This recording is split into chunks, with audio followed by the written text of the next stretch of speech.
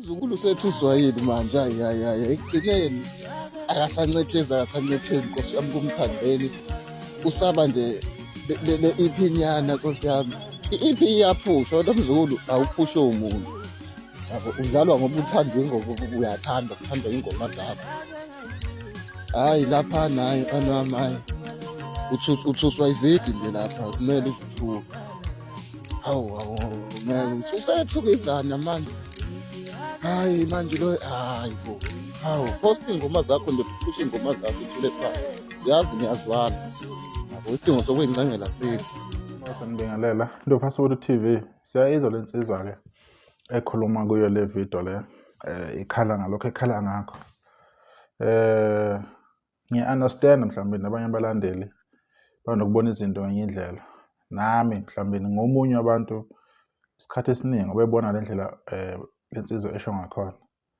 Kodwa kumele sikhulume iqiniso bafethu. Kumele nje siliveze lihlalo obala. Kahle kahle abaculi bakithi njengoba becula uMaskandi bazana bephilelana.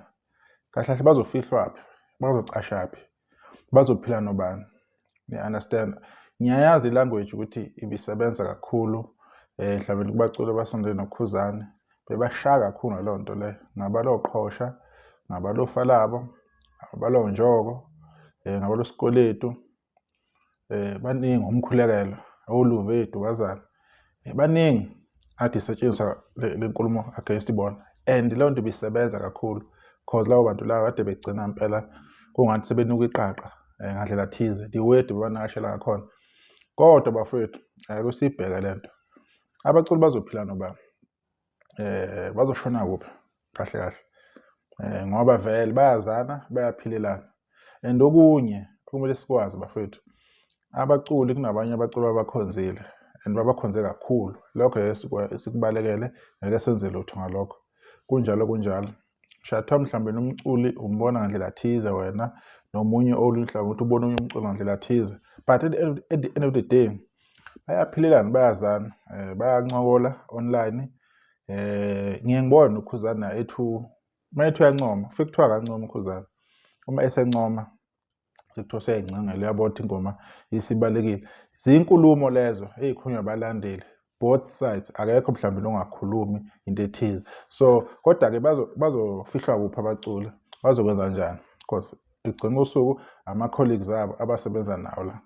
Emsebenzini kamzukulu akukho okuthize mhlambe engathi umzukulu engathi uyakuncethezela laphana. Zizathu zakhe umzukulu ezenza ukuthi mhlambe ancola indlela ancola ngayo laphana ke neqhawe lelasuke encola nalo. Kodwa umsebenzi kamzukulu ekhulumela ayikho nje lento encane mhlambe engathi uyangabazeka ngayo. Nanokuthi iP iphumile iyaphusha or ayiphusha. Kodwa umzukulu yena into ayikhiphile uyayazi and iyamsebenzela. Ingakho kuka nje online. Ingakho abantu bekhuluma ngawo lo msebenzi wakho uze kube namhlanje. Ingoma ezitrendayo kabani? Ingoma okwenziwa ngazo ama-video ekabani? Emcimbini made kunemicimbi. Yiphi ingoma ezobuye itrend? Kusakuhamba zona ingoma kamzukulu. So ayikho umzukulu mhlambe into engathi mhlambe khona azama ukuyenza or khona azama ukuyisondeza.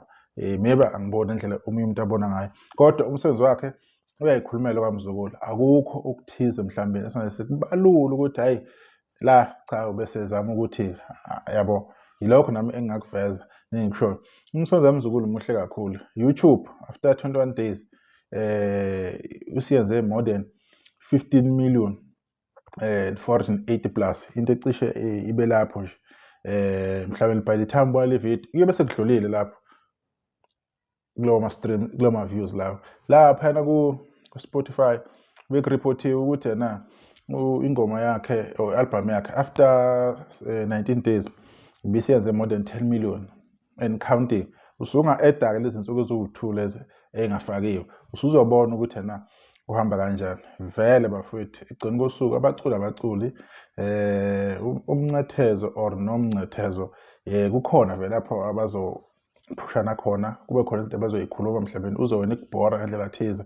Is the way ngakhona, is the way bephela ngakhona. Kodwa igcina kosuku akukho umzukulu mhlawumbe okuthize mhlawumbe ungathi umsebenzi wakhe akawuthembi or kanjani. uyiwo ohamba phambili njengamanje online.